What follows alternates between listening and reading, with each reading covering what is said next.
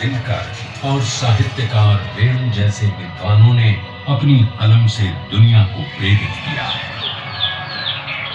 गंगा की धाराओं से सिंचित बिहार की भूमि ने आदिकाल से ही भारत की शान को बढ़ाया है।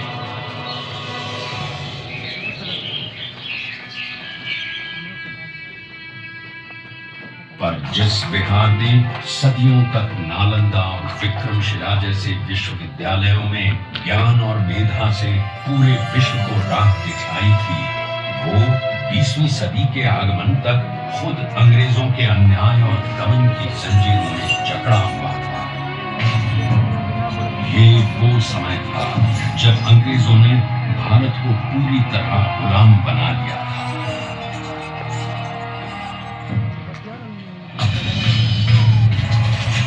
बिहार के चंपारण में भी अंग्रेजों का अत्याचार अपने चरम पर था।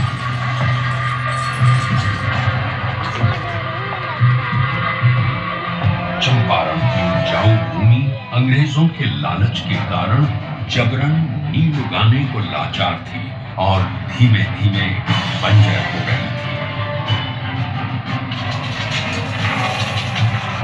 गोरी सरकार द्वारा लगाए गए लगान और अनेक प्रकार के करों के बोझ तले लाखों किसान बदहाल थे।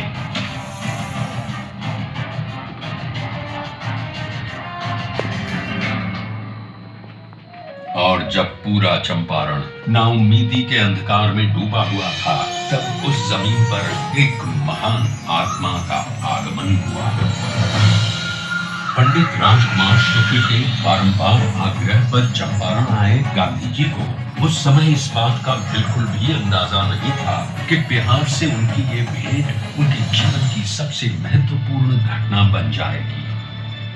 अंग्रेजों द्वारा किए जा रहे अन्याय और दमन से उत्पीड़ित किसानों को देख पहली बार भारत की अवदशा से अवगत होकर उन्होंने चंपारण में कहा, मुझे नीलहे किसानों में सत्य दिखा। भारत भूमि पर यह पहली बार था जब अन्याय और बर्बरता का जवाब सत्य और अहिंसा से दिया गया। उनके नेतृत्व और सिद्धांत से प्रेरित होकर बिहार के सर्वश्री ब्रजकिशोर प्रसाद, अनुग्रह नारायण सिंह, डॉक्टर राजेंद्र प्रसाद, आचार्य कृपलानी, मजहरुल हक, रामनवमी प्रसाद, बाबू धर्मीधर प्रसाद आदि जैसे नेतागण भी इस आंदोलन में कूद पड़े। सत्य और अहिंसा पर आधारित चंपारण सत्याग्रह आंदोलन एक नूतन प्रयोग बनकर उभरा, जिसने भारतवासियों को अन्याय से लड़ने का एक प्रभावशाली शस्त्र दिया। चंपारण सके 30 वर्षों बाद लाखों सेनानियों के बलिदान और गांधी जी के नेतृत्व में हुए कई अहिंसक आंदोलनों के कारण भारत स्वतंत्र हुआ।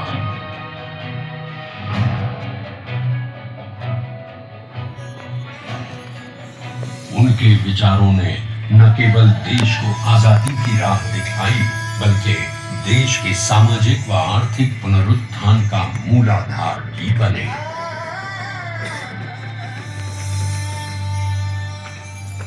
गांधी जी और उनके चिरंतन विचार आज भी बिहार के सामाजिक ताने बाने एवं शासन की धुरी हैं।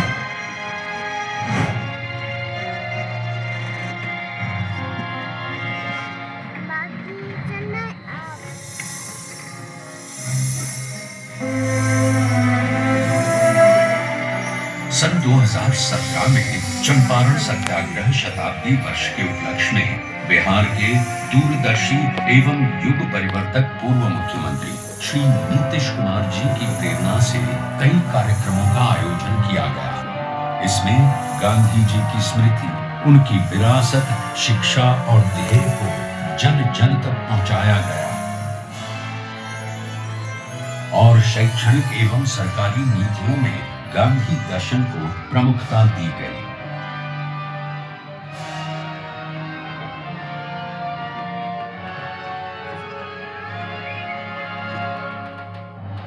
राज्य में पूर्ण नशाबंदी, जल डैश जीवन डैश हरियाली, बाल विवाह एवं दहेज प्रथा पर रोक, महिलाओं की शिक्षा, रोजगार, सरकारी नौकरियों एवं स्थानीय स्वशासन में महिलाओं की बढ़ती भागीदारी आदि गांधी जी के सिद्धांतों के प्रति बिहार के समर्पण के कारण ही संभव हो सके। गांधी जी ने कहा, शराब आदमियों से न सिर्फ उसका पैसा छीन लेती है बल्कि उसकी बुद्धि भी हर लेती है। और एक बात और गांधी जी ने कहा था, शराब पीने वाला इंसान हैवान हो जाता। गांव में पी करके आता था, अपनी कमाई का ज्यादा पैसा शराब में गंवा देता था, घर में लौटता था, पत्नी से झगड़ा करता था। अब नहीं पीते हैं, घर लौट कर आते हैं, बाजार से सब्जी खरीद कर आते हैं और अपनी पत्नी को भोजन बनाने में भी मदद करते हैं। क्या माहौल, बच्चों की पढ़ाई पर ध्यान दे रहे हैं। पूर्व मुख्यमंत्री श्री नीतीश कुमार जी के कुशल नेतृत्व में पूरे राज्य में उनसे जुड़ी यादों को संजोए रखने का बहुमूल्य कार्य भी किया गया। भीति हरवा आश्रम एवं बुनियादी विद्यालयों का जीर्णोद्धार, गांधी मैदान पटना में गांधी जी की सबसे ऊंची कांस्य प्रतिमा, बापू सभागार पटना,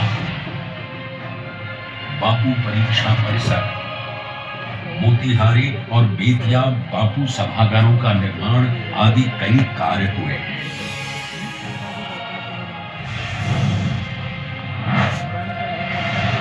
बापू टावर के निर्माण में पूर्व मुख्यमंत्री श्री नीतीश कुमार का निर्देश था कि इसे बापू के आदर्शों की ही तरह ऊंचा बनाया जाना चाहिए।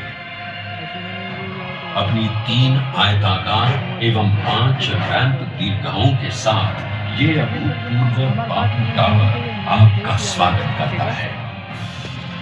ये आपको गांधी जी के जीवन की ऐसी यात्रा पर ले जाएगा जो आपके मन में बापू की एक अमिट छाप छोड़ देगा।